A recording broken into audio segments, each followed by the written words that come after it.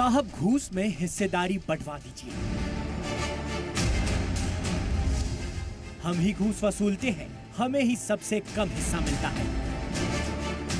वकीलों से आम जनता से लड़ाई झगड़वा कर घूस वसूलते हैं, फिर भी हिस्सेदारी कम मिलती है।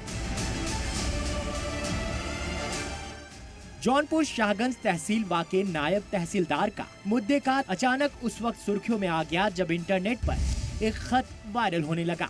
नायब तहसीलदार के प्राइवेट चपरासी ने जो खत लिखा, सबसे पहले वो देखिए। खत डीएम जौनपुर के नाम पर लिखा गया है। महोदया, प्रार्थी राजाराम यादव, नायब तहसीलदार लपरी शाहगंज शैलेंद्र कुमार सरोज का प्राइवेट चपरासी हूँ। सारा घूस का पैसा हम ही अधिवक्ताओं व जनता से वसूलते हैं। मेरे नीचे अविनाश यादव व अजीत यादव है।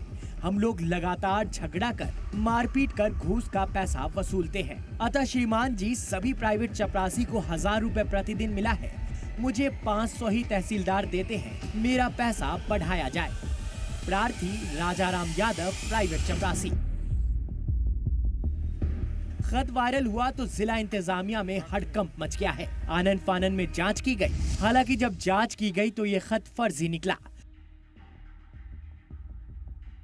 क्योंकि राजाराम यादव या किसी दूसरे नाम का कोई भी प्राइवेट मुलाजमीन तहसील शाहगंज में तैनात नहीं पाया गया। वहीं खत में शिकायत करने वाले राजाराम यादव का मोबाइल नंबर, पिता का नाम और पता भी नहीं है, जिससे साफ होता है कि वायरल हो रहा लेटर पूरी तरह से फर्जी है।